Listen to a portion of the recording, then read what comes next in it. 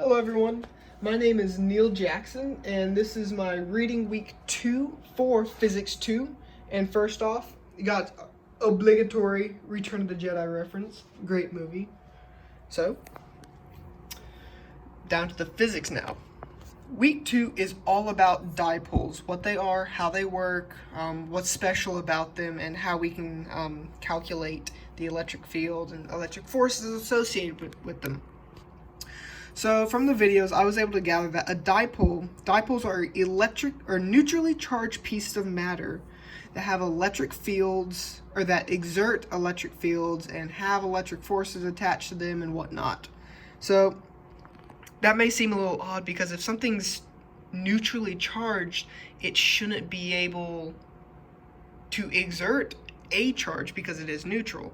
That was my initial assumption, but under a closer look, a dipole is actually a group of a negative and a positive charged ion, which together they are neutral, but because it's made up of a positive and negative charge, this object can exert an electric field and can exert an electric force, as you can see by this picture. So, through some really complicated math, which was definitely, like, the first video was easily the most confusing one because of the math, we're able to gather that the electric field created by a dipole is equal to this crazy equation over here. Alright? Now, it's pretty similar to the, It's pretty similar to the equation of a point charge, but it's far more complicated because we're adding this dipole moment, which is, the dipole moment is the unit vector that points from the negative to the positive side of the dipole, and is calculated by q times the separation distance, but it allows us to write the equation like this, and it's very useful. And we have two special cases for dipoles. We have special case 1, which is when the point charge is within the same, or the observation location is in the same axis as the dipole, and special case 2 has the observation location perpendicular to the dipole. When we're on axis, this becomes our equation. It just allows us to simplify things just a little bit. And then when we are perpendicular, we actually wind up making a right triangle, two right triangles between the observation location and the dipole, which allows us to use Pythagorean theorem to calculate this, which is extremely useful and really makes the equation quite nice and beautiful. And in both locations, we can say that when the observation location, or r, is substantially bigger than the separation distance, s, we can take out s in the denominator and we get these equations for the electric field of the dipole.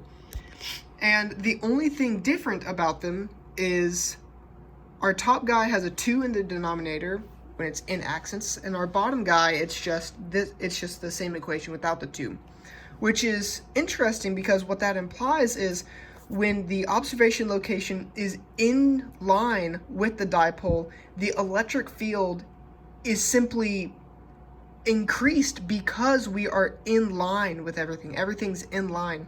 Similar to when you're lifting weights, you don't want to bend your wrist because that puts all your joints out of alignment and it causes you to lose power. It's that same principle at play, which I found quite interesting.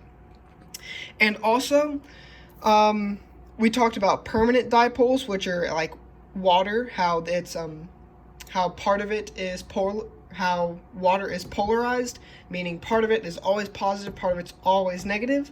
We talked about induced dipoles, and those are made from external forces and have an alpha component, which is the polarizability of it. And finally, what I found very interesting was when the observation location is perpendicular, we have P is pointing the opposite way, P is pointing the opposite way of the dipole. And this is because when you draw the electric field out, you can actually see, as the positive points to the negative, you'll see that I have the arrows. The arrows are the direction of P, which is what the equations determine P is. Weird explanation, But when you consider the field, dipoles become really, really cool. Thanks for watching.